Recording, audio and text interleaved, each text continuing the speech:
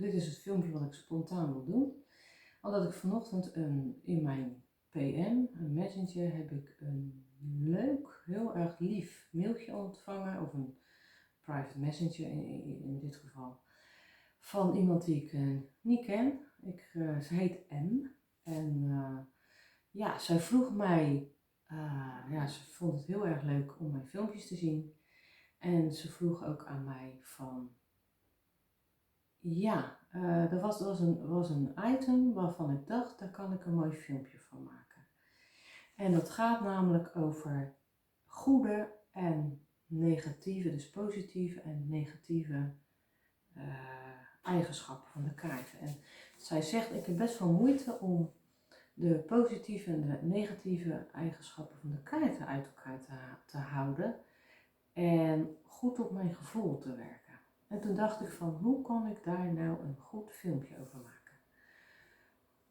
Want ik heb dat zelf ook wel gehad, maar dan, zij zegt dat ze eigenlijk meer in de kaarten altijd het negatievere ziet, ook al is er een positieve kaart of wat dan ook, dan dat ze in de kaarten het negatievere ziet. En ik zag juist weer in de kaarten net wat de positiviteit. Zeker als het ging over mijn werk. Dat ik dacht van, kaarten lagen goed hoor. Maar dan maakte ik er gewoon een draai van, ja nee, het komt wel goed, weet je.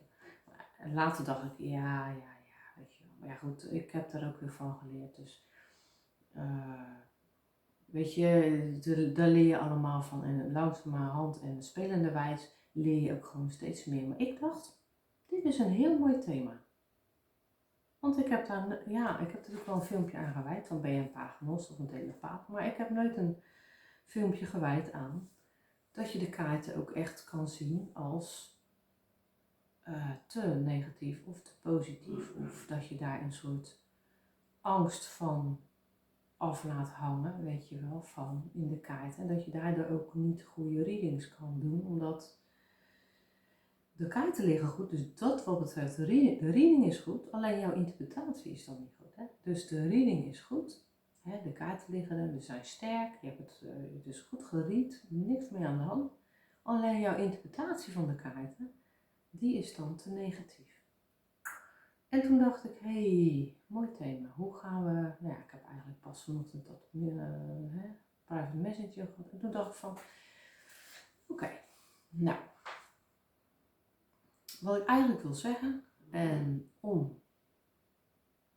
wat voor mij in ieder geval heel belangrijk is, en ik denk dat dat voor jou ook wel een goede tool kan zijn, een goede tip kan zijn, is om jezelf eerst, voordat je gaat kaartleggen, te gaan gronden. Dus ga jezelf gewoon gronden. Kijk op sites hoe je dat moet doen. Meestal doen ze het voet op de grond. Je beeld je in dat je een boom bent met hele lange takken. Die hele lange takken doe je door je voeten, zeg maar, visualiseer je dat die takken helemaal zo naar de aarde toe gaan, het midden van de aarde. Echt zo, net zo lang totdat jij denkt, dit zit op het midden van de aarde. En dan laat je het even een paar minuten zo en dan trek ik altijd die wortels er weer uit, zeg maar. Dus dan haal ik ze er weer net zo lang uit, visualiseer ik totdat dat nodig is. Maar sommige mensen laten die wortels ook gewoon zitten, zeg maar. Dat is maar net hoe je dat geleerd hebt. Maar ga in ieder geval jezelf gronden. Dus eerst jezelf gronden, jezelf aarden. Dus geen meditatie, dus niet te veel in je hoofd zitten. Maar eerst die gronding goed leggen. Zodat jij zelf ook wat stabieler bent. En zodat jij zelf gewoon die kaarten niet zo negatief interpreteert, weet je wel. Dus dat wil ik ook aan Emme zeggen van, ga die kaarten niet, nou ja goed, ga eerst zorgen dat je zelf lekkerder, of wat dat betreft, lekkerder in je vel zit, zodat je die kaarten ook goed kan interpreteren. Je reading, dat kan goed zijn, alleen de interpretatie van de kaarten. Of zoals ik, te positief en dan te denken van, nou ja, goed, daar kom je vanzelf ook wel uit, want dan komt dat niet op een gegeven moment, denk je, oh nee, de kaarten lagen wel goed. Ja, de kaarten lagen goed, ja. Dus dat is natuurlijk belangrijk. Nou, wat kan je nog meer doen? Je kan ook een intuïtieve cursus volgen. Dus dat je echt denkt van, ja, ik ga een intuïtieve cursus volgen, zodat ik wat meer bij mijn gevoel kom. En zodat het allemaal wat fijner, lekkerder gaat stromen. Voordat ik readings ga doen. zorg ik ervoor dat meestal de laatste tijd dat ik witte kaarsen brand, om sowieso in die witte energie te komen. Ik log altijd in, behalve als ik voor mezelf een kaartje leg, maar ik log altijd in bij mijn gidsen en dan meer die zij hoofdgidsen. Ik zorg er ook voor dat er daardoor geen energie naar binnen kunnen komen die er niet in horen. Ik kan daardoor ook gewoon afstemmen op chat. Hè. Als ik met iemand chat, het liefst zie ik een foto, maar een naam heb ik, een voornaam, dat wil ik altijd wel hebben. Een foto kan, liever wel, maar het hoeft niet. Van jou of van de partner. En dan ga ik, nou ja, dat doe ik gewoon wel, dat ik ingelogd ben. Ik ga niet zomaar zelf. Ja, dan kan je reiki, je kan zeggen, ik kan intuïtieve cursussen doen natuurlijk. Ik heb zelf met healingen begonnen en zo. En ja, ik moet zeggen, de healingen gebruik ik voor de readings. Misschien moeilijk uit te leggen, maar als ik dus healing aan het doen ben, of ik healing ben doen aan het, als ik een healing aan het doen ben op afstand, dan doe ik tegenwoordig ook, dan gebruik ik gewoon, ja, in feite, log ik in, ik gebruik mijn team, ik log in bij jou of bij de klant en dan ga ik gewoon healen. En heel soms, of best wel vaak, maar als de klant ervoor open staat, krijg ik ook nog wel een boodschap door van zijn of haar gidsen. Goed, dus ik log altijd ook zelf in. Dus kijk, en als jij geen reiki hebt gehad of je hebt helemaal geen cursus gehad om dat te doen, zou je op zich ook al is het geen healing, het is natuurlijk een reading wat je doet, maar het zou je op zich kunnen helpen. Je kan ook denken van ik wil naar een tarot cursus of een normaal cursus.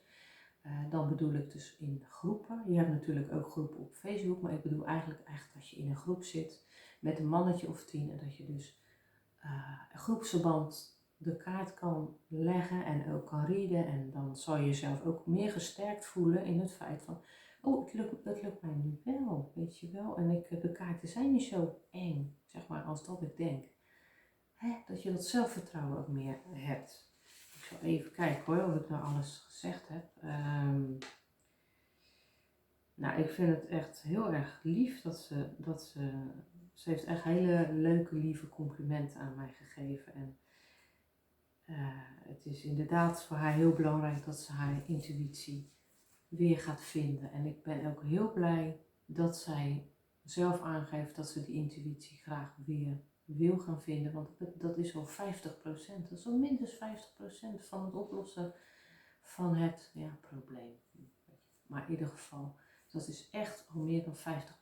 Als je ervoor open staat en de wegen of de tips die ik nu heb gezegd, en misschien kom je zelf ook nog wel op dingen, dat je, als je zegt tegen jou, als je sowieso in het universum zegt, je zou niet geloven in engelen of gidsen of wat dan ook, maar je zegt in het universum, joh, ik wil de kaarten van de Lenormand beter gaan begrijpen. Je gaat de kaarten van de Lenormand beter begrijpen. Zo werkt het gewoon, weet je. Alles is energie, dus zo werkt het. Dus dan komt er een soort boodschap, in wat voor vorm dan ook. Het kan op een vrachtwagen staan, het kan in een veertje komen, het kan dubbele getallen zijn. Maar het kan je ook een zin die iemand anders zegt, waarvan je denkt, hé, dat heeft met de Lenormand te maken. Nu dat zij dat weer aan mij stuurt, dat ik daar weer wat mee kan. Het ook leuk vind om dit soort berichten te krijgen, zodat ik echt mijn hersentjes even gaan ratelen. Van hoe kan ik dat het beste in een filmpje gaan maken en omschrijven. En zodat zij er ook wat aan heeft. Nou, lieve M, dankjewel voor je hele lieve private messenger. Ik vind het top.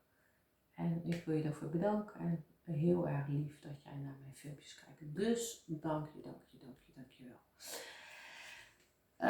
Geldt ook voor jou. Als je denkt van nou, ik heb eigenlijk nooit zo over nagedacht. Misschien vind jij sommige dingen een beetje te eng om te vragen zo, dat iedereen het ziet.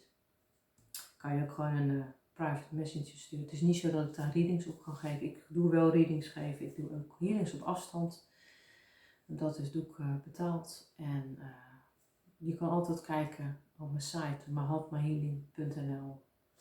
En of je dat iets lijkt, dat doe ik wel. En kijk voor dit soort vragen en dus hele leuke private messages ga ik gewoon. Ik ga dat niet voorlezen, weet je wel. Ik bedoel, het is private, het is een private messenger. Maar het is echt heel erg fijn. Ik zal je naam ook niet noemen als je het doet. Ik doe gewoon de voorletter, wat dan ook, weet je wel. Dus, maar dit was een superleuke vraag. Dus schroom niet, dat kan ook. Dat kan ik ook gewoon door zo'n manier, weet je wel. Dit was hem. Nou, de volgende keer komt er, ik heb nog een paar korte filmpjes op mijn noem je dat, programma staan waar ik video mee bewerk. Die gaan echt over de kaartenreadings en die ga ik ook wel weer erop zetten. Ik wilde eigenlijk ook wel echt een goede doorstart maken nu met die kaarten op zich alles vertellen. Ik heb natuurlijk nu net kaart 30 gehad. Ik ga nu één kaart 31, de zonne. Maar ik wilde daar ook even een, want anders dan gaat het ook veel te lang duren. Dus ik wilde daar even een speurt in maken. Ja, het zijn toch 36 kaarten sowieso in de Lunneman, de gewone Lunneman. En ik wil ook verder gaan met 37, 38, 39, 40, 41, 42, 43, 44. Dus ik heb nog wel even te gaan. Dat zijn 14 kaarten, weet je wel. Dus ja. En normaal deed ik altijd 1 keer per 2 maanden 1 kaart. Ja, ik ga er nou wel ietsje sneller mee aan de slag, zeg maar. Maar goed, heel verhaal, dat was hier dan weer. Tot de volgende keer maar weer.